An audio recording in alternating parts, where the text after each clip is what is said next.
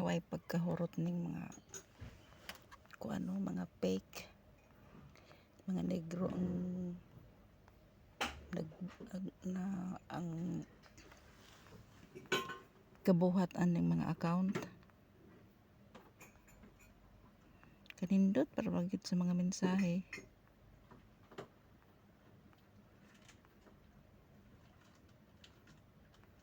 Aron lang gid sila makabitik og kwarta.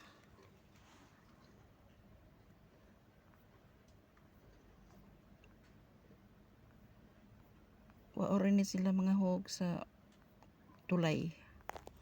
Aron mga horot na sila gawa ning kalibutan na.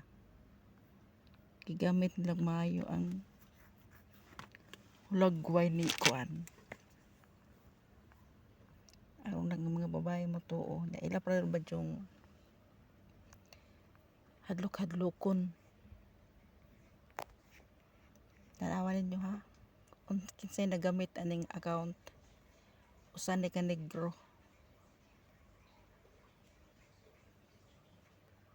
Negro ang nagamit aning account. Tawa.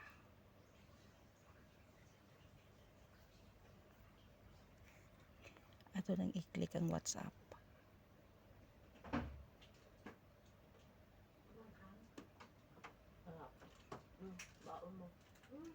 United States ang nagamit. Oh. Ang iyang number United States. Ako na siyang karon. Pag +01 United States yan code. Dili Nigeria.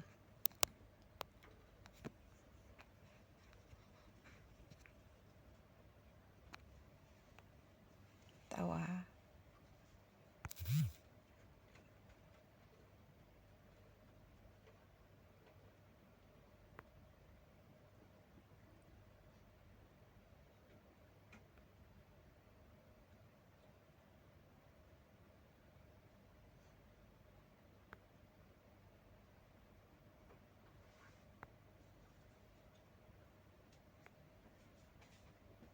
Ayan. Kita ninyo? +1 United States ang account kang gigamit. Pero pwede na silang mo kuha og SIM card nito sa United States, tapos i-insert sa cellphone, tapos ihatag ang code, isend ang code sa ilaha. Mo ni ilang paagi. So tanaw na to dire. Aron mo makahibaw. Pinduta ang page transparency yang about. Ayan, ang ilang gibutang Abu Dhabi. Investment part first. Kanindot pang took-on. Oh, pinduta ang page transparency.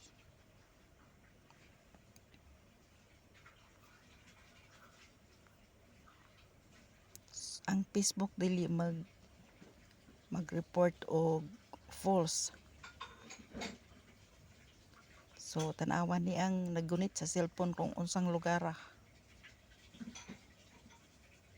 Primary country region location of people who manage this page includes Nigeria too. So ang phone number location ani niya, ang lugar Nigeria Negro. So mo na ni siya. So mutuo paghapon mo sa ila. Sige, banat.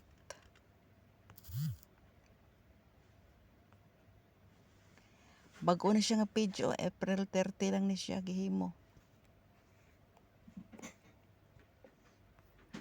April 30, 2024. Ayan.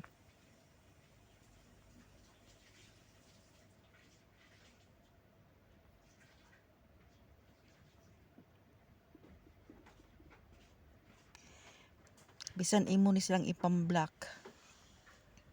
Mag-open ni silang mga bag-ong account para lang mabiktima ka.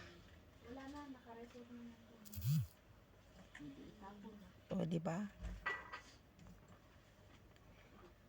Arang ka mga marama. Aron lang silang makakwarta sa mga tao sa social media.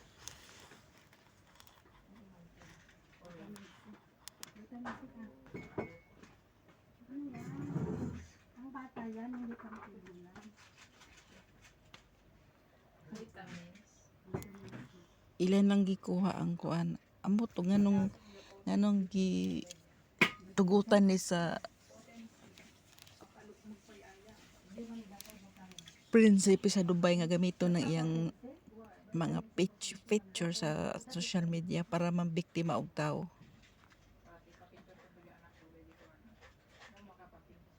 So karon kay bawa na mo. So og mabiktima man gani mo sa scam, problema na ninyo. Dili ni ang prinsipe ang tag-iyaan ning mong account kundi mga negro. Otro na ko ha. Gusto niyo makahibaw? Yan. Abu Dhabi ang nakabutang og government official. Tanawa ang page transparency.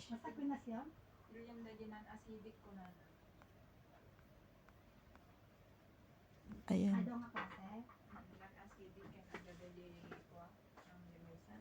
Nigeria. So have a nice day and God bless. Happy Thursday. Bye-bye.